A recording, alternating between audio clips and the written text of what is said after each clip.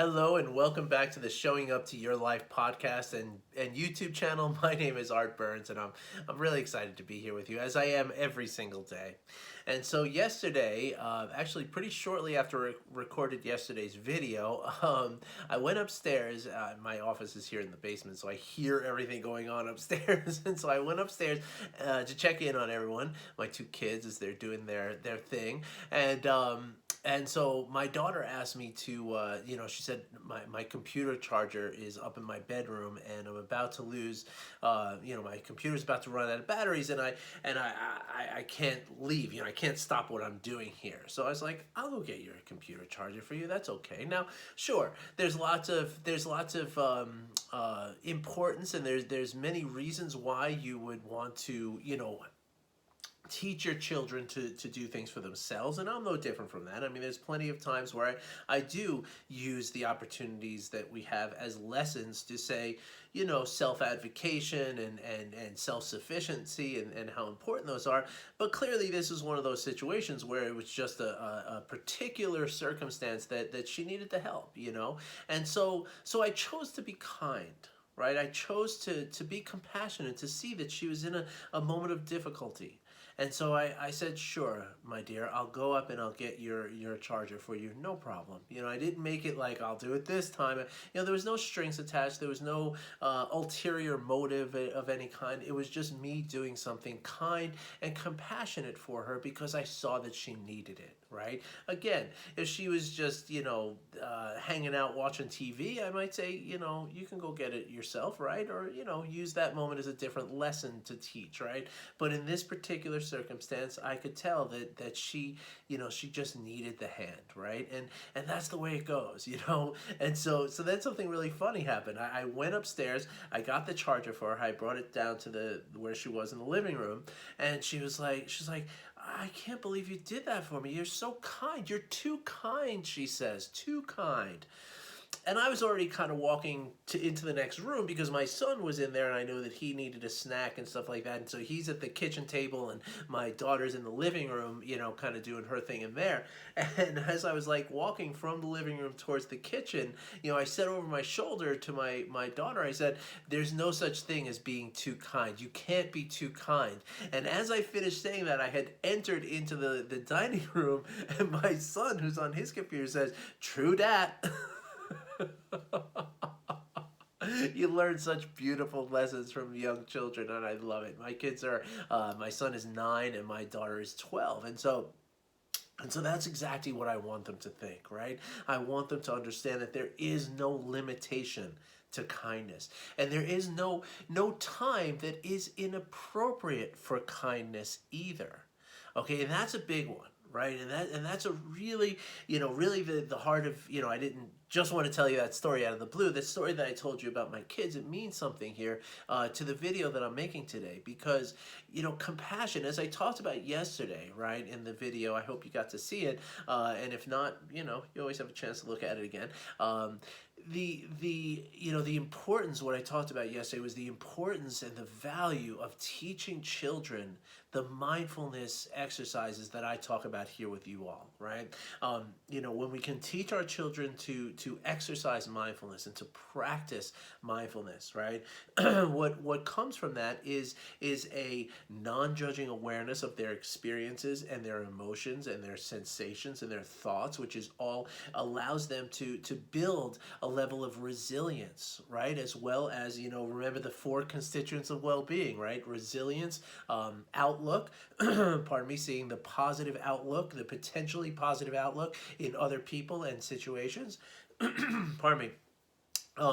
Also, the third one is attention, right? Which mindfulness practices help us to gain an awareness of where our attention is and to help us to focus our attention where we want to focus it, right? And then finally, generosity, right? Which is where we cross into that level of what you might call kindfulness, right? Or heartfulness. right? These are the heart-based, practices that just, they develop, just like mindfulness practices develop the habit of presence and acceptance and curiosity, right? Compassion practices develop the habit of kindness, of empathy, of compassion, of love, and this is really, so as I was saying yesterday, right, and as I started to say just now, I got digressed a little bit. Anytime I start talking about love and generosity, I get digressed. But the what we talked about yesterday was the benefit that is inherent in a child's ability to to be mindful, to be present, right? Like what happens is they get a better, again, the four points that I just made, the four constituents of well-being. That's obviously something that we want for our kids, right? But most importantly, in terms of like the real world interaction, right, to allow kids to show up to their lives, right, is the regulation of their emotions, right? And that's a challenge for most of the adults that I know, let alone children, right? And so if we can learn to gain this awareness and this regulation over the emotions that are what drives our action and our words, right? Then what we're doing is we're addressing that sort of internal thing that happens, right? When something goes wrong for us, how do we respond to that? Or maybe we react, which is not good, but if we can stop reacting and respond, that is what is involved with that emotional regulation, right? So you regulate your emotions so that you respond in a way that is healthy and beneficial to you, rather than reacting in a way that might cause more problems based off of the one that you're experiencing, right? And so compassion, right? Otherwise, we could call it kindfulness or heartfulness, right? A big component of this, and why this is so important for children, is that this kind of addresses the interpersonal showing up, and the interpersonal stressors that might happen in our interpersonal relationships, right? So mindfulness is about kind of, what's happening, to us, right, internally and externally, but like it's all about how we're processing it inside of ourselves, right? Whereas compassion, or again kindfulness or heartfulness, is about how we interact outwardly with the world, right? And so both are very, very important. And that's why, again, the four constituents of well-being, that last one is part of compassion, right? Altruism and generosity is part of being kind and compassionate, right? And this is why most mindfulness programs that you'll encounter out there, they include some level of compassion practices, right? And I would go so far as to say, if they do not include some form of compassion practice and kindfulness and heartfulness, well, then they're missing a big part of the picture, right? And this is where I'll, not to digress too much again, but this is where the term mick mindfulness comes in, right?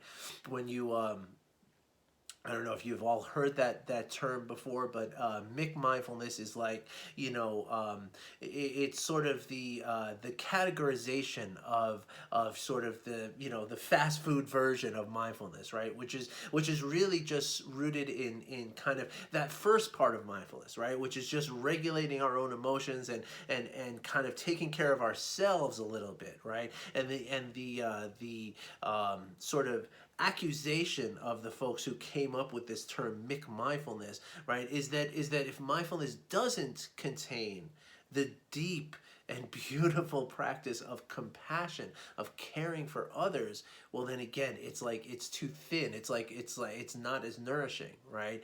And so this is all, contributing to the reason why it's so important not only to teach our children about the mindfulness aspect, right? Controlling themselves and processing things in a certain way that will prevent them from being stressed and getting anxiety and all that, right? But again, heartfulness, compassion, kindfulness, this is what helps our children to understand, and also helps adults to understand, how we're interacting with others, and how the interactions that we have with others can be as much a source of stress and anxiety and difficulty in our lives as anything else that we experience, right? As much as getting stuck in traffic can cause us to be, can initiate the stress response in our body, so can a conversation with someone, right? So can a sort of a less than satisfying experience at Starbucks, right, can cause us the same level of stress in our bodies, right? And so it's very, very, but not only does that cause a stress in our bodies, right, the interactions that we have with others, but it's also something that becomes an outward cycle, right? So if, for instance, right, let's say, somebody says something annoying, while we're standing on line at Starbucks, right? Somebody cuts in front of me and says something nasty, like I was here first, or some, I don't know, I didn't really think this ahead, but somebody says something, right, that hurts me, right? Now I have a choice, right? I can either, kind of accept what this person has said, and use compassion to understand that the place where that came from, right? This kind of aggressive thing, this hurtful thing that somebody might have said to me, it comes from a place of pain and fear, and maybe shame, and maybe anger, which comes from all of these, right? And so if I can identify the fact that this person, is saying something that is driven by their suffering and their pain, well, now what's my, if I can acknowledge that, then I'm less likely to say something back to them, which is going to cause them more pain, right? I'm much more likely to again accept what they said, and then return something like, even a little bit more nice than it should be. Because remember, there is no limit to kindness, right? But if I show kindness in the face of someone being, rude or aggressive or angry or mean or hurtful, if I show kindness in return for that, well, then what I do is I break a cycle, right? Even just for that 1 second, right? Who knows what else is going to happen in that person's day, right? Maybe, okay, this person says something unkind to me, but I say something kind back to them. Maybe when they get to the office, they would have said something unkind to someone else, but maybe now they don't, right? And now there's no longer this reactivity that happens. But here's the thing. If I do what I usually would have done, back, 10, 15 years ago, before I learned these practices, what I would have done is returned in the same meanness, in the same unkindness, right? Back to them. And when I do that, right, what do you think they're going to do? Are they just going to say, oh gosh, I didn't know you were going to be so unkind, and they're going to walk away and drop the whole thing? No, of course not. That's never how it happens. Never once. Right? What happens is then they say something else to me, and then I say something else to them, and they say something else to me, I say something to them, and then, who knows where that goes, right? But let's assume at some point, like, the person walks away, and it's just, now we're both steaming, right? Well, now what happens, right? Now I walk up to the counter, and there's, some, 20-year-old girl behind the counter who's like probably trembling with fear because she heard these two big men talking to each other in this way, and then I say, give me a latte, or something like that, right? And now, again, the cycle continues, right? And at best case scenario, even if I don't say something outwardly to the person at the counter, right, at best case scenario, while I'm, resolving the emotions of anger and that unkindness that was exchanged between me and this person, right? That energy, that emotion needs to be resolved, right? And while that emotion and energy is being resolved, well then, like I call this podcast, I am not there for my life, right? I am not showing up in that moment. And when life reaches out to interact with me, right? Maybe there's somebody else on that line who's a potential client of mine, or maybe there's somebody who's a potential friend. Maybe it's a potential lover. Maybe it's or maybe somebody else needs some help with something, right? Well, in that moment, while I'm resolving that anger that was brought on by this interaction that I had with this other person, during that time, I'm simply not available. I'm simply not. As much as we think we are, we're not. And that's something that, mindfulness and kindfulness and heartfulness allow us to see, right? It allows us to honestly look at that and say, yeah, I thought that this wouldn't be a big deal, but it really is. And I'm not here for this. I'm not available right now for life to reach out to me. If somebody came to me right now, who could, potentially be my next best friend, right, I would not be able to make that connection with them because of this inner turmoil that I'm living with, right? So remember, the inner turmoil didn't come from that person who was online who said something mean to me. The inner turmoil came in how I chose to respond to that person. Right? And so the flip side of this, right, again, if, as I said before, I always like to start with the good, right? That if instead of saying something nasty back to the person, right, I could have said something along the lines of, hey, my bad, I didn't realize, sorry to, it's all good, don't worry about it, you know, can I help you with something? Or maybe even, I mean, even to the point where, hey, you know what? I feel bad. It seems like you're upset. Let me buy your coffee for you. What do you say? You want a croissant too?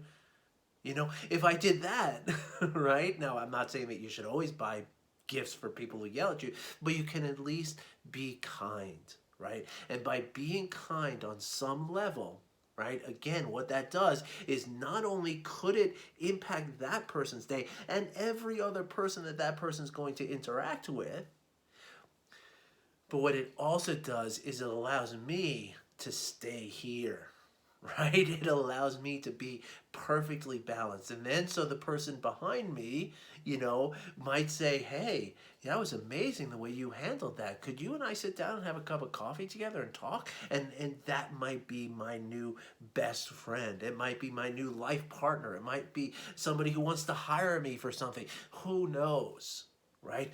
Who knows? And that's the beautiful thing about life, is that we never know what is going to present itself for us, right? We never know. There's no, life doesn't make appointments for us like that. It just comes at us, right? And if we're not available for it, then we miss it. But if we are available for it, well then, some magic stuff can happen at any given moment, on any day, in any place. Everywhere from online at a Starbucks, or online at the DMV, or, or in a restaurant or a bar. There's so many opportunities that we have to interact with each other in a way that can nourish each other, right? And so by practicing kindfulness or heartfulness along with mindfulness, because it's kind of all contained in the same thing, it's just different words and different sort of emphases on the heart based, the wisdom of the heart, if you will, right? That by doing that, then I can always choose that kindness. I can always choose that level of love and compassion for others. And again, not only does that improve those around me, but it keeps me available for this life that I'm living, right? And so what's more important, right? What's more important, me giving this guy the comeuppance of like giving him a little, noodling about something that he said to me, like coming back at him and somehow evening some kind of score? Is that more important to me than showing up to these huge life opportunities that are passing me by every moment of every day?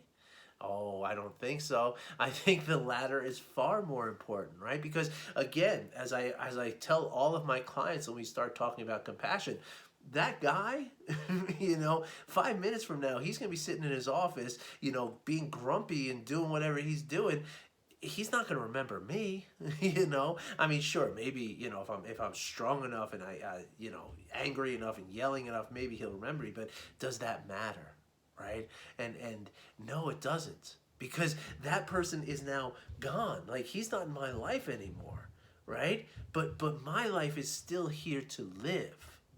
And so by practicing kindfulness, by practicing compassion, by practicing heartfulness, I can remain ready and open for life, and I can participate actively in my life. And therefore, I can find my well-being, because that then opens me up to all of those constituents of well-being as well, right? Because when we're wrapped up in the anger and rage, right, we're not going to, we're not going to have resilience. We're not going to have a positive outlook. We're not going to, our attention is going to be, very unfocused, right? We're in a total emotional, overwhelm at that point. We're not in control. Right? So therefore you can't hope to be well, right? And so why does this have to do with kids, right? I mean, that was the whole point of this, right? Is that, imagine, a lot of people that I talk to now, a lot of people that I talk to now in my work, right? They, just like I talked to you about my client the other day who, when we were saying like, gosh, could you imagine if I was able to control my emotions the whole time? Not just now when I'm in my mid-30s, but if there was an unbroken ability to manage and regulate my emotions from when I was, 5 years old to when I was 35 years old. Imagine if there was just a continuous level of emotional regulation. Imagine how much different my life would have looked. Imagine how much suffering I would have avoided in my life. Right? Imagine how much more impact I could have had on people in my life. Well, the same thing is true for kindness and compassion, right? This is not something that we learn how to be unkind and uncompassionate, right? Take any baby you like, right? Every baby that you can ever see. If a baby, is playing with a toy or a rattle or something, you say, "Oh, I love your rattle. That's so pretty. I love it. It seems like it's lovely to you. It's so, it's so special." Almost every single time, that baby is going to reach the rattle out and give it to you, right? It's going to say, "Here, you like it? Here, take it. Play with it." It's only later that we learn mine. It's only later that we learn competitiveness and self-preservation over everything else. Those are learned instincts. Greed is a learned process. It's not natural. There's been lots of studies done. Again, this goes back to a world-renowned neuroscientist by the name of Richie Davidson, who I talk about here a lot. And I'm only invoking him, so you take it not from me, but take it from a really legit scientist, right? Who says that there's been hundreds of different, and this is literally in a talk that he gave that I attended, hundreds of experiments have been done with children and puppets, right, to determine this, right, because it's very fascinating. Where do we learn how to be greedy, and where do we learn how to be unkind with each other? Because the truth is that kindness is steeped into us. It's our natural state of being. It's the way that our brains are wired, right? Because again, remember, before I get into the studies, when that person in Starbucks says something to me, right, and I have that emotional reaction to it, that's happening at a point in my brain that's sort of down in the lower area of my brain, that limbic area, the emotional center of my brain. It's not where I'm thinking. Right? It's a reactive, it's an automatic process, right? But when I say something like, "Hey, I didn't mean to offend you. Can I buy your coffee? Can I give you, can I buy you a croissant?" Right? When I do something like that, now my activity is up in the top there, right? One is stress. The other is regulated. Right? So when we're in that lower part, the emotional part of our body, that's when the stress in my body is going to be active, right? Which is only going to create more of that animosity between me and this person, right? But as soon as I start practicing compassion, I am now up here in my thinking brain. And that's where we want to be. We want top-down regulation as opposed to bottom-up chaos and mayhem in our minds, right?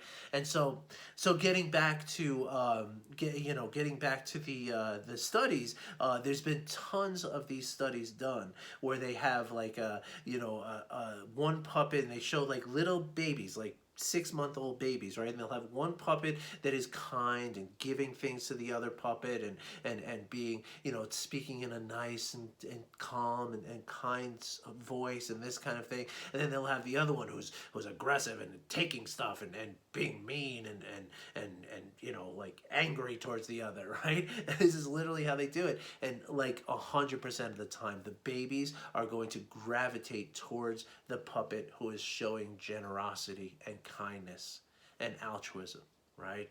So it's there's evidence everywhere of how much our brains are wired for this, right? Because again, as I said a moment ago, when your brain is working in the executive area of your brain, which is the compassion, right?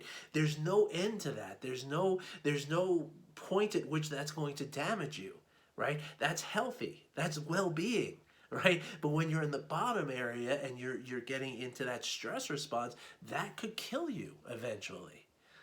Right? So isn't that all we need to know how natural and how supposed to be this is, right? Like this is how we're supposed to live, which is in kindness and compassion for one another. And so when we can teach this to children and we can teach them to be kind and compassionate over everything else, even in the face of people, taking their toys in the sandbox and things like this. If we can teach our children about empathy and compassion and kindness, well then again, just like my client said the other day, we give them the opportunity to have a complete continual well-being in their little brains as their brains are developing. Right? And what this means is that your kids are going to be much more emotionally developed, right? Because while we're developing our brains, if we stay away from that limiting and stunting stress that can happen, that comes from competition and animosity and jealousy and greed and all that stuff, if we can eliminate that, then our children's brains wind up growing and developing more fully and more, in a more integrated and balanced way, which again results in more well-being and more happiness. And again, isn't that what we want for our children, right? Isn't that the whole thing that we want for our children?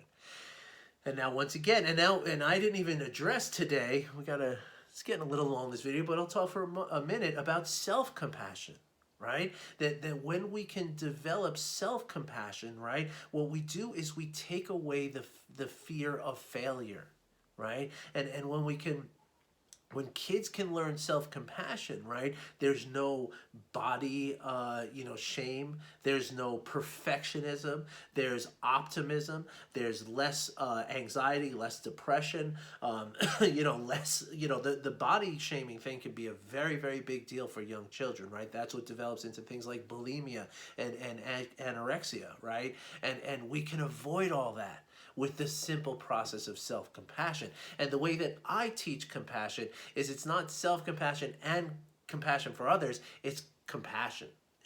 and it includes both of us. And so the way that it includes both you and me, right? Like I'm compassionate to you, and I'm also compassionate to me.